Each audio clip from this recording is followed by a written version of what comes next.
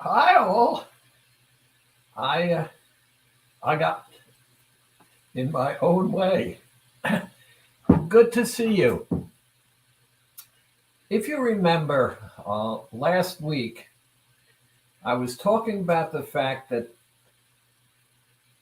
I've been all over the place, and I realized that what we're doing now is sort of class, and the issue here is that if we're conducting a class, we have to have a curriculum, and the curriculum is not done in one day. It's done step by step by step by step. And because it's done step by step by step by step, things build upon each other. And what I'd like to do is to go back to that. And I would like to focus on the fact that I, like you, have a problem. And part of the problem that I have had is in thoughts and feelings that have built from when my first awareness occurred. There's something I want to start out sharing with you. Back in 1996, when Dr. Chu came into my life, I was, and every time I talk about it, I get a bit embarrassed. But in 1996, I weighed almost 300 pounds. And what I was doing was what many of you have experienced. I was using food to escape. And one of the things that was very apparent is that whenever I ate something, my mind went blank. It was comfort.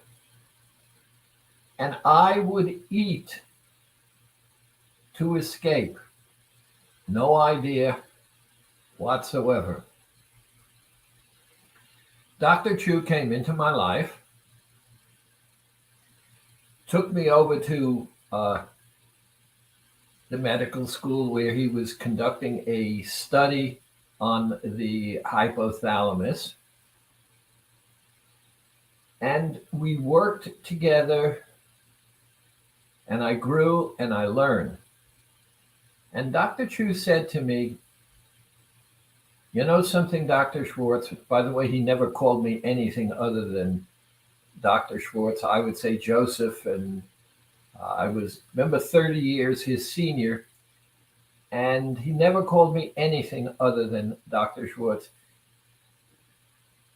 He said to me, "You're going into the weight loss business, but," and as soon as I heard the word "but," I focused. He said, "You can't be a fat weight loss doctor." And so we agreed that I would go on the program, the same one we have today. In 3 months, I lost 84 pounds. And here's what I need to tell you. I hated those 3 months. I hated the program. And the only reason I did the program was because I wanted to get it over and done with, and I wanted to be the Dr. Schwartz who is talking to you now. And so I did the program scrupulously, paid attention, and everything changed. And I was so happy when those 3 months were over. The point I'm making to you is I made a choice. I accepted everything that went along with that choice. My thoughts, however, were different than my behavior. And it's those thoughts that become important.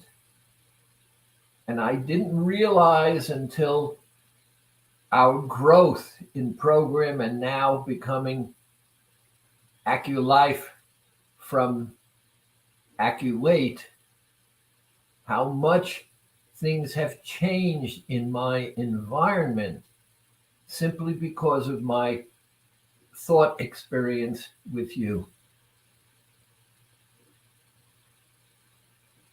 The key here is that you're here because you have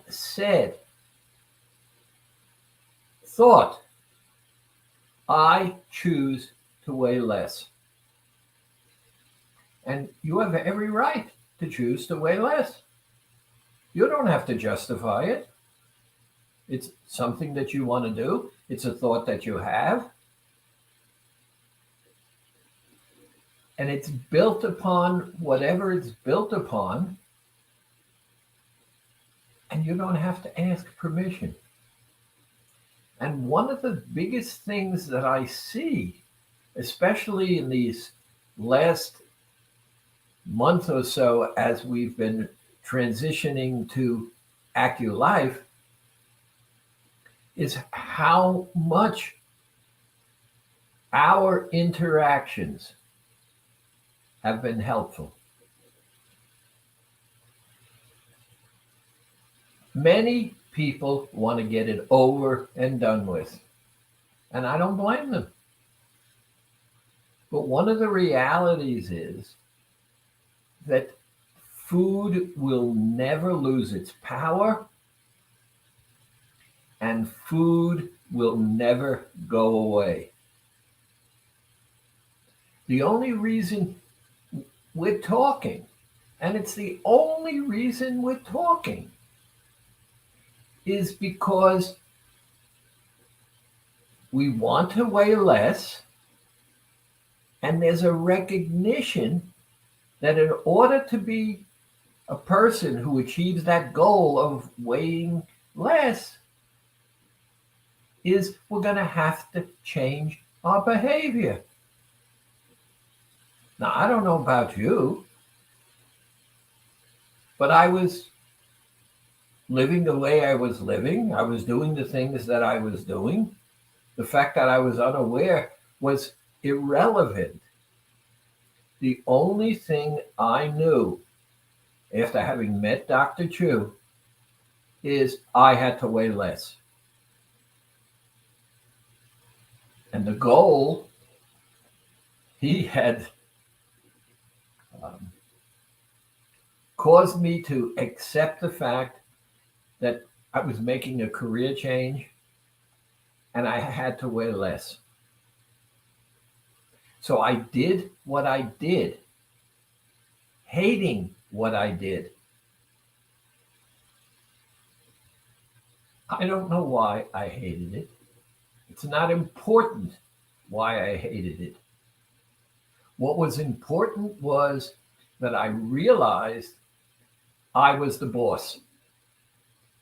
I went through those 3 months totally conscious of the fact that I wanted to get it over and done with, and I wanted to get started on my new career.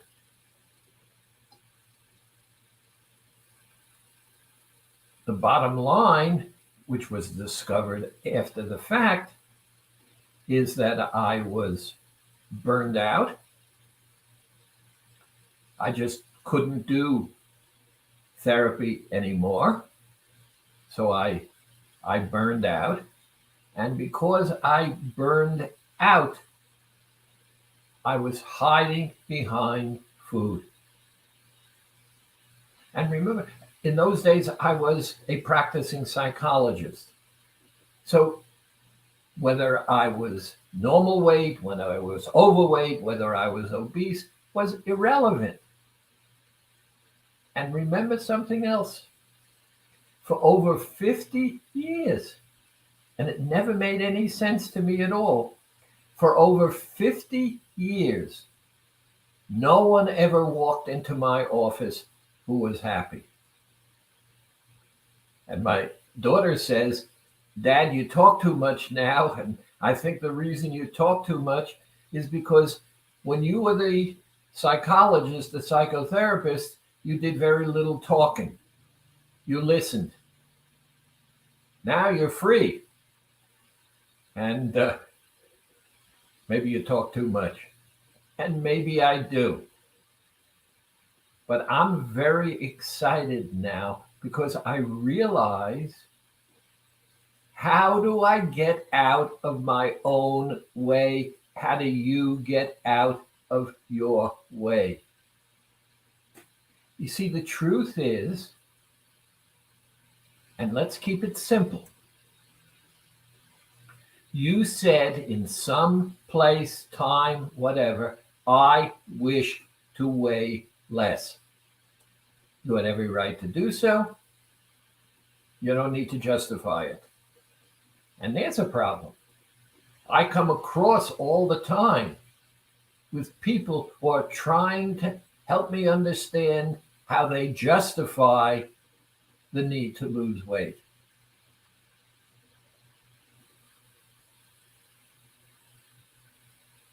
A couple of weeks ago, we decided that this is school. These sessions are part of a curriculum. They're going to have to build on each other within that curriculum. And I keep getting in the way because I come back and talk about AccuWeight, AccuLife, when there's no need to do so. If you or I at this moment in time did not know what the program is all about, you might be a new person, okay, but almost all of you know what the program is all about. And so to come back and talk about it is irrelevant unless there's a specific question about a behavior or so. So it's all mental. And the power of food will never go away. Each week, we have to take a piece and add a step and a step and a step. And when we put all the pieces together, we're going to be different. And the reason we're going to be different is because we will have taken charge of this individual. And when you're in your own way, and there's no question I'm one of those who was in his own way, I was not in charge. In fact, how do you get to be almost 300 pounds and not be in your own way? So the key here is to understand the thought processes that are necessary. Now let's understand what thought processes are. From the moment of awareness, some kind of psychochemical, electrochemical process goes on and things go into our heads. I'll give you a simple example that I think of all the time. I was born in the 1930s, just before World War II. And I can remember distinctly sitting at the kitchen table. My mother put down food. I tasted it. I don't remember that. I remember the process. And I didn't like what I tasted. So I pushed the plate away. And my mother said to me, "Children in Europe are starving. You're not getting up from the table until you finish what you have to eat."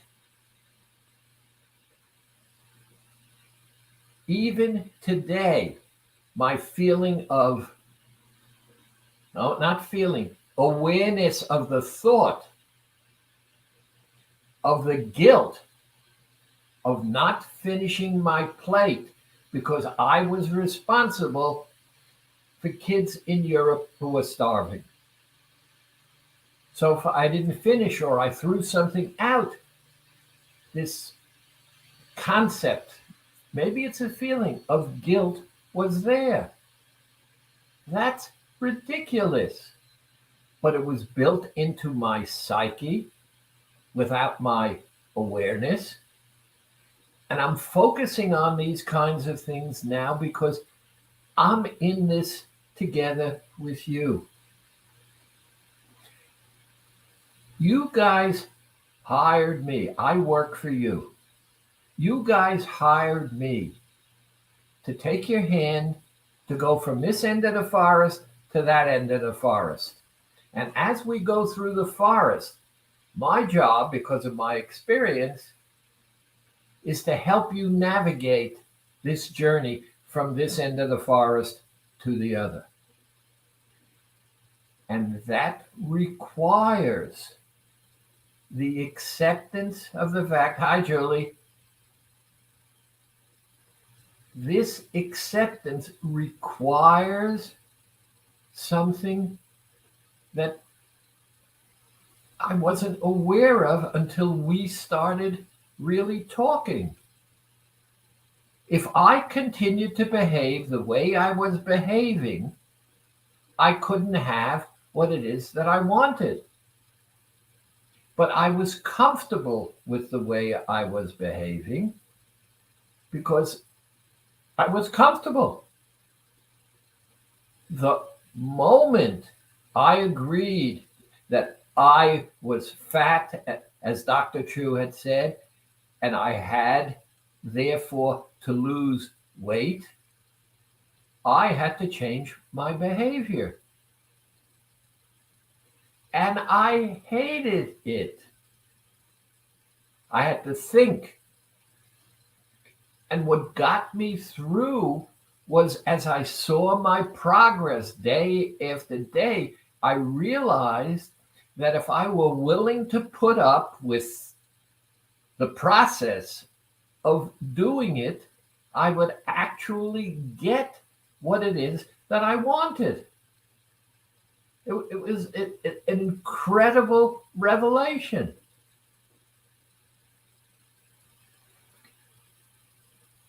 These are the things that we have to do, building one step at a time, building one step at a time until we have a package together, and the package is ours. How I live my life now, and I've kept the weight off now all these years, is because the program taught me, not the process, the program taught me that if it didn't feel good, if it didn't fit my lifestyle, if it were because I was doing for this one or I was doing it for this one, I never realized I wasn't doing it for me.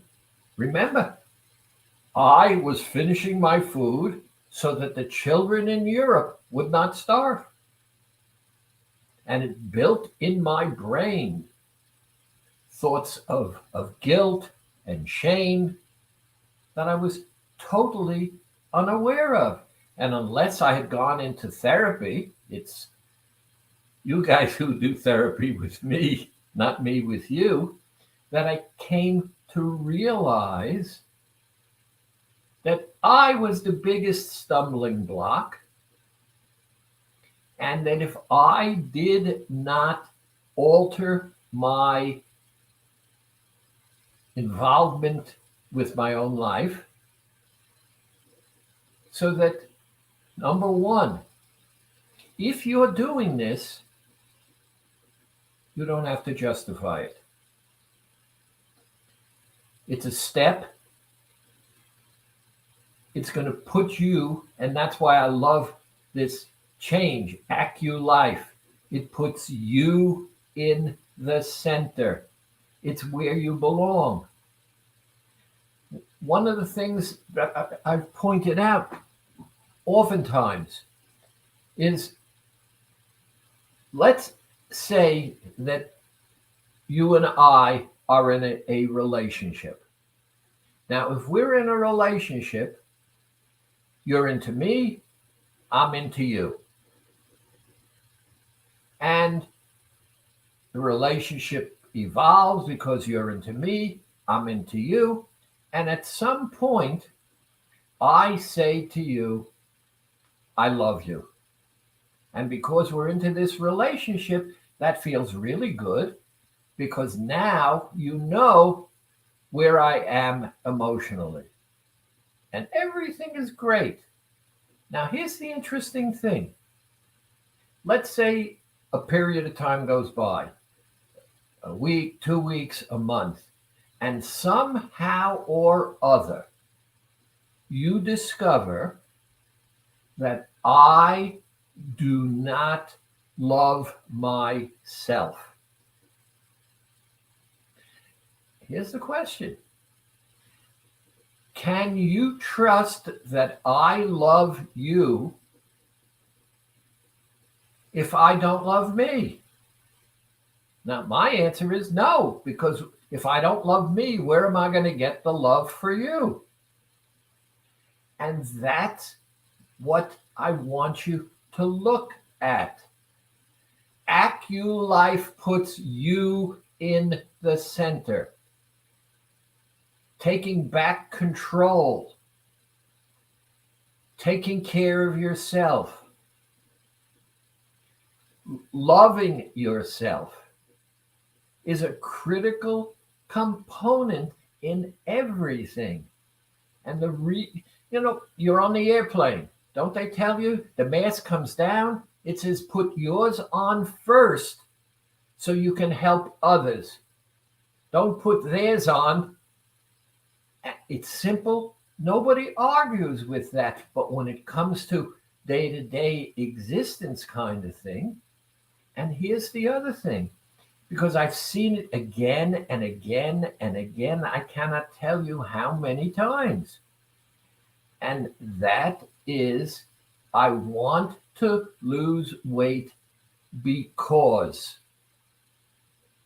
And that because, more often than not, has nothing to do with self. Other thing, people have told me with some of my behaviors that I'm selfish. And it occurred to me that I'm not sure what they were thinking, because how could I be selfish if I didn't have a self? Now, when I'm being battered by all of this stuff in the environment, and I'm so busy focusing on that, how can I love myself, and what can I give? And that's exactly why I see this as a destiny kind of thing, and why it was incredible that Dr. Chu came into my life, because I was in a totally different place, and that place has changed. And it's changed because of the experience. It's interesting. I had a woman on the phone, and she says to me, Dr. Schwartz, I only lost 3 pounds this week, and I really expected to lose more. And I said, okay. And she went on with her feelings and her disappointment and what's wrong, we have to investigate. And I let her talk for a bit, and then I asked her a question. And I've asked this question many times before, by the way. The question I asked was, is there a change physically in your body? And she said, what do you mean? I said, how about the size of your clothes? She says, oh, they're clearly different. I said, yes. And then you throw in the word but. And by the way, remember the word but wipes out everything that went before. Example, I love you, but. Now, in other words, I love you, but there are conditions. So the conditions are not met. I don't love you. And I said, what's the problem? You told me the shape of your body is different. You're losing inches. The scale didn't move. Now, here's a woman who's obsessed with the scale. The scale for us. And this is what we need to understand. All it is a measure of change from yesterday to today. How many of you could be, think about this. Suppose you're 240 pounds and a size 6. Don't look at the answer is, what's important, that you're 240 pounds or that you're a size 6? When you get obsessed with the scale, then you're out of the center. And you have to be the center of everything. And part of the reason I love AccuLife is because it puts you in the center. The moment you begin to be the center of your world, yourself appears because you're aware of it, and that self is in control, which leads us to the next point. What do you think of people who talk to themselves? What's your opinion? Now, first and foremost, if we put away hallucinations, everybody talks to themselves. Everybody, including me. Now, for me, what that means is I'm never alone, because I hear this voice, and sometimes different voices. Now, where did those voices come from? You agree. You talk to yourself. I talk to myself. Where are these voices coming from? Hi, Yvonne. Now, this is the key. These voices are not imaginary. They're real voices, and they come from your life experience. They're thoughts. And why they're there, and when they're not there, most of the time, of most of us, I'm not one who particularly remembers their dreams, but we all dream. And those, again, are thoughts. And here's the problem. Here's this voice, and this voice says, I want. Okay? The voice says, I want. I hear the voice.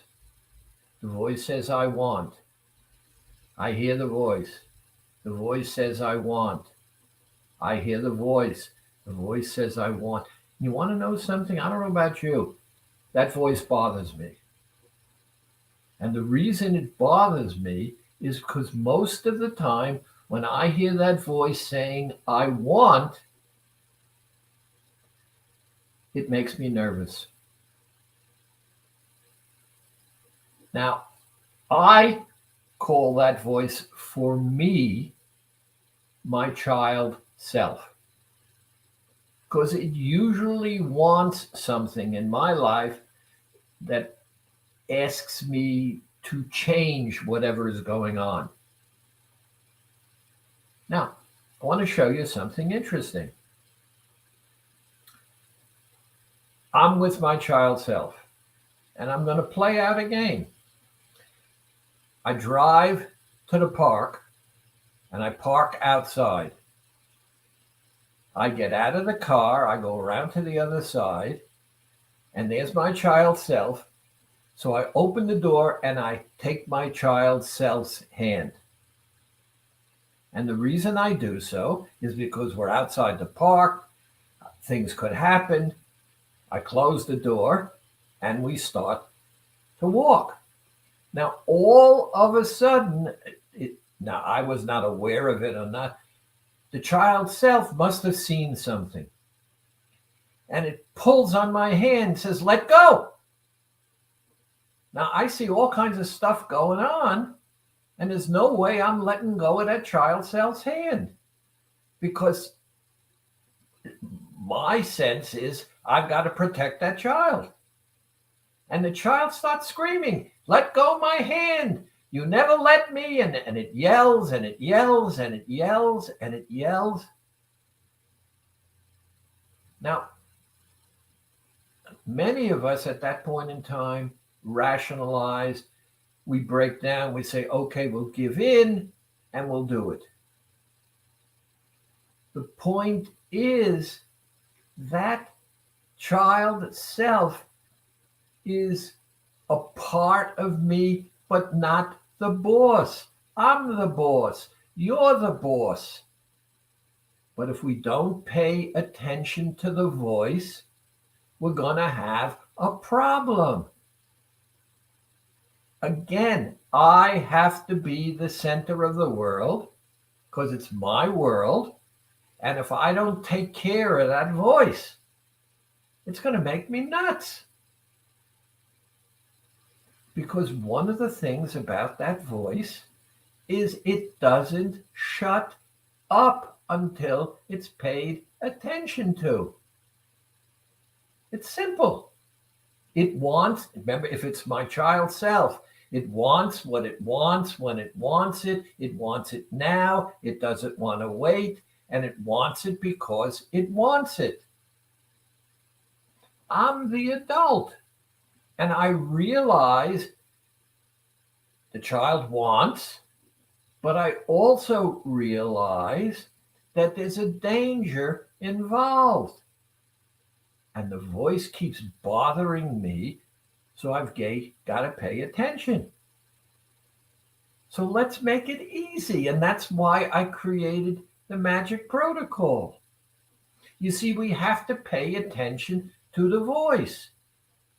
So I'm going to take those Tic Tacs and I'm going to make it easy. Number one, the child self said, I want. So I say, okay, here's some Tic Tacs. And the child self says, I don't want the Tic Tacs. And I say, I understand. Here's some Tic Tacs. And the child self says, I don't like Tic Tacs. I don't want them now.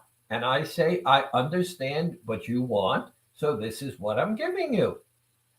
So number one, I'm addressing the thing in itself because I'm giving the kid something. It may not be what it wants, but I am addressing it. So, number one, I'm doing that. Number two, and this is what's important, on the other level, I'm meeting the needs of the situation. Because look at this process of let go. Instead of going through this entire fight to the point of where you get exhausted and you break down and you give in, you take the Tic Tac, you put it in your mouth.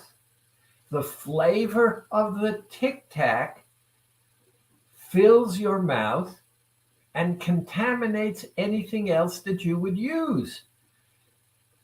So even if you break down and try, it's over and done with. Because as long as the flavor of the Tic Tac is in your mouth, you can't break down. There's no vacillation. You've recovered. You've taken in charge. You're the boss. And here's the beautiful thing. One of the things that I've learned is that each and every time that I use the Tic Tacs, I smile because I realize it makes me the boss of me. And I like being in control of me. And I don't have to give up my awareness of these other parts of my personality. These are the kinds of things we have to do week after week after week after week. As we put the pieces together, I'll give you a simple example. It's very, very interesting, and I've noticed it. It changes, I don't know about you, but for me, when I do something that makes me feel good about me, I don't want to give it up. I love that feeling of liking who I am at the moment that I'm liking myself. And it alters my behavior. I don't get as angry as I used to anymore because I realize that my anger is an expression of feelings of hurt that I have inside myself, whatever the circumstances were. But when I like the me that I am, at that moment, it mollifies that, it neutralizes it, because I don't want to give up that feeling. So the more I like myself, the easier it is, and there's just less stress in my life. Now, one of the things I love about AccuLife is that we have different stages, and these stages make us become more of the self that we like getting up in the morning with. And it's so great getting up with someone that you like getting up with, as opposed to getting up with someone whom you're not happy with, because then you spend the rest of the day with this part of yourself that you don't like, and there's nothing you can do to escape it. It's there, it works, it's simplified, it doesn't go anyplace. Now, each week, we are going to take another step. What's important is that the thought process becomes more conscious. The more aware you are, and that's what I mean by getting out of my own way. When I was putting on weight and getting fat, it blanked out everything. When I would eat, I didn't realize it. Looking back, I understand it. When I was eating, everything went bang. It was empty. I caught myself many times, and was interested. Even when I was doing the program, I'd make a bowl of Jello, and we're allowed the sugar-free Jello, and I would take the bowl. I would sit there, and I'd get lost, and all of a sudden I hear the spoon hitting the glass of the bowl. I'd have finished it. What I've done since then is I take plastic cups.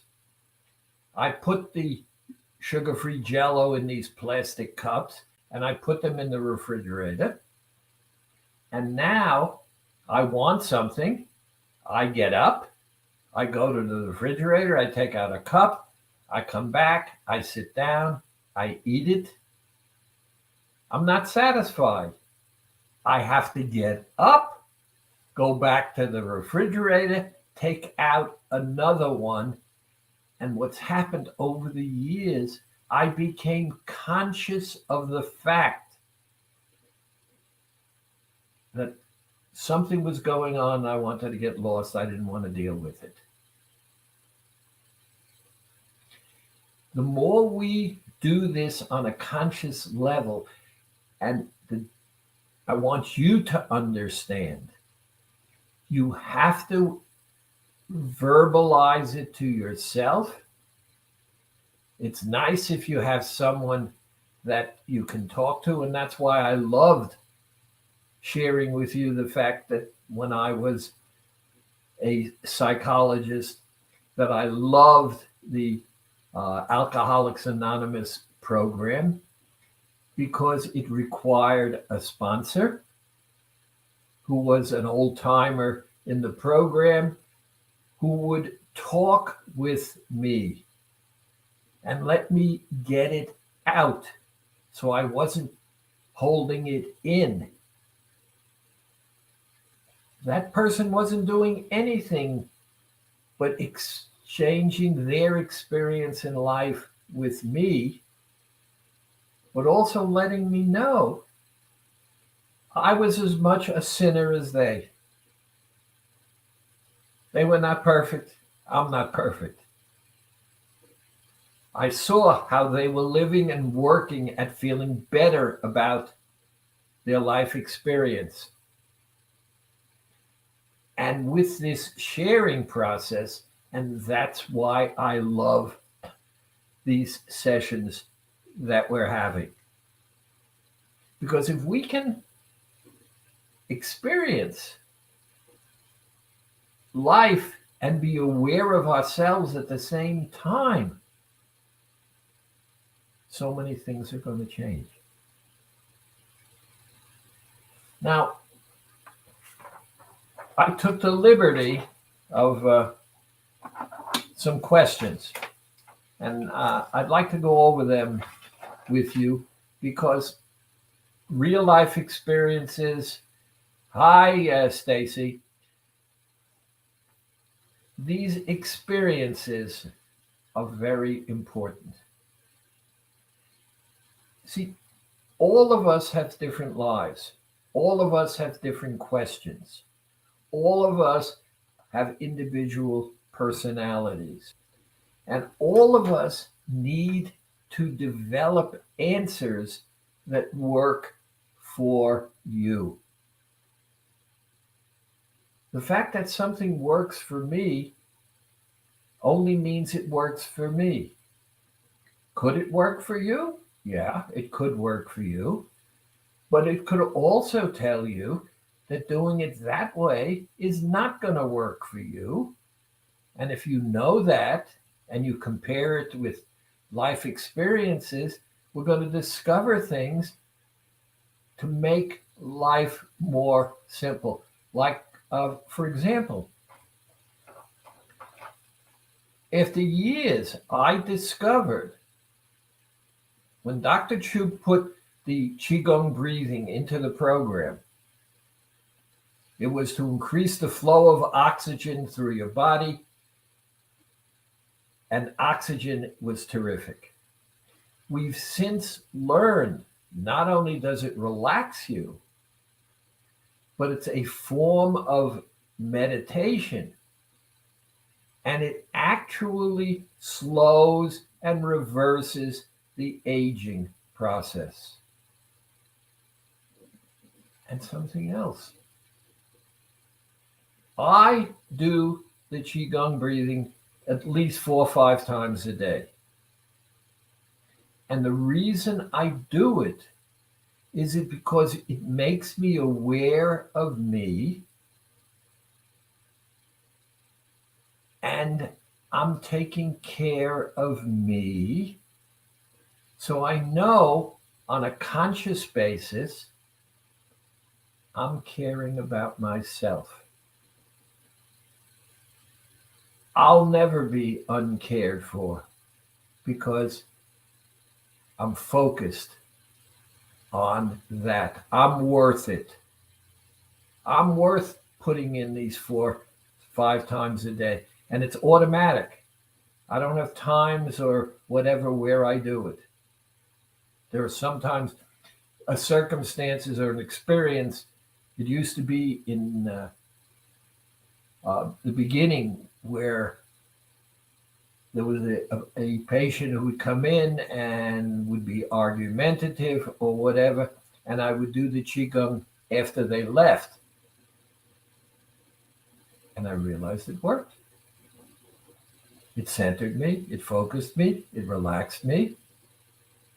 And that was reason enough to do it. It centered me, it focused me, it relaxed me. Anyway,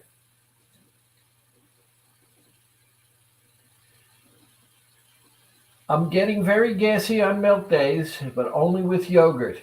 I can feel the gas bubbles moving along my intestines and are very uncomfortable. What should I do? Now, the odds are, okay, remember, it's a milk day to begin with. I would suspect that in this person's case, whatever the artificial sweetener the person is using is upsetting the gut. And because it's upsetting the gut, it's causing all these problems. Now, what would I do? The answer is, for me, very simple.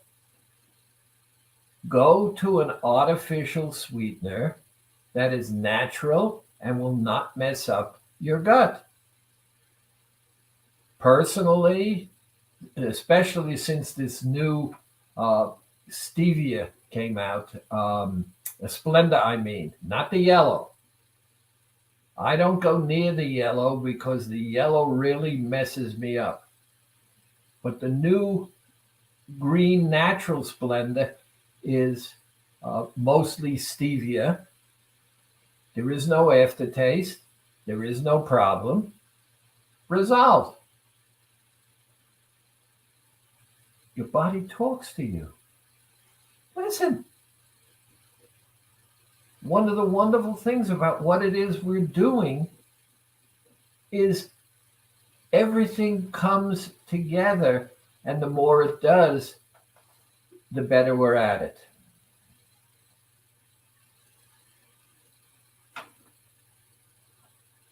Oh, here's an interesting one. The holidays are this weekend, and I have several family holiday meals. We are mixed religion, so we celebrate both Easter and Passover. I've been so good up until now, I'm concerned that I would take a bite of something off the plan and all heck will break loose. I will have no self-control. I don't trust myself. What should I do? Beautiful question. And this is what we are all about. The person, number one, recognized there's a bump in the road ahead, and said,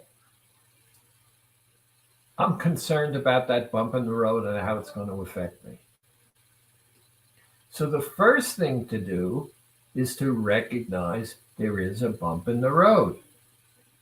The second thing to recognize, and I used to love this when Dr. Chu would say it, and he would say, one robin does not a summer make. Unless we're going to overindulge in some way, shape, or form, nothing tragic is going to happen. Number two, the person is saying, I'm scared that I'm going to go out of control. One of the things that I do all the time is recognize that I want to enjoy myself, but I would not be happy because I'd be acting out if I went out of control. So for me, what I do, and I will be doing it on the holidays as they approach, I'm going to make each holiday day a one. I am going to do it for me. I'm going to make it a one meal a day meal. And I'm going to take the biggest meal. And in this case, for me, it's going to be the Passover Seder.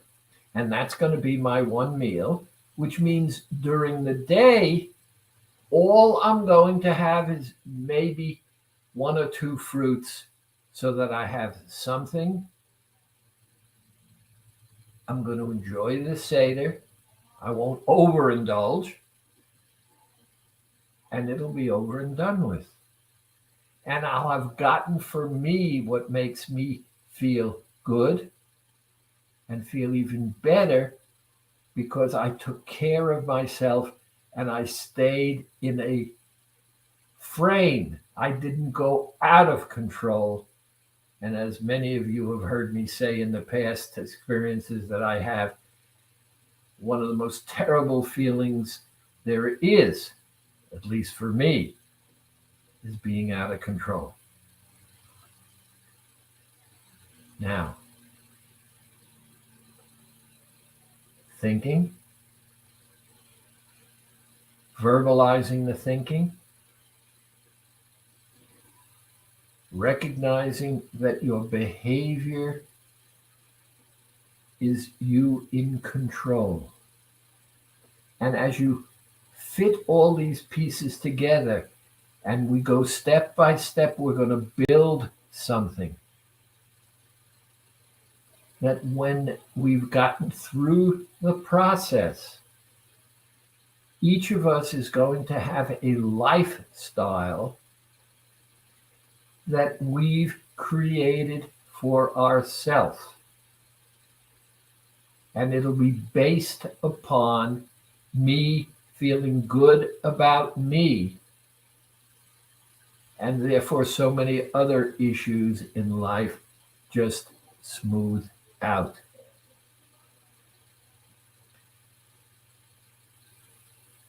Thank you for listening.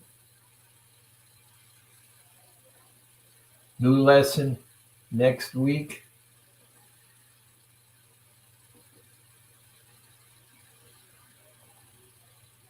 Oh, Zariah, thank you. Boy, there are other here. People, I don't get all of the comments that you've made. So all of you who wrote in, thank you very much. And I'll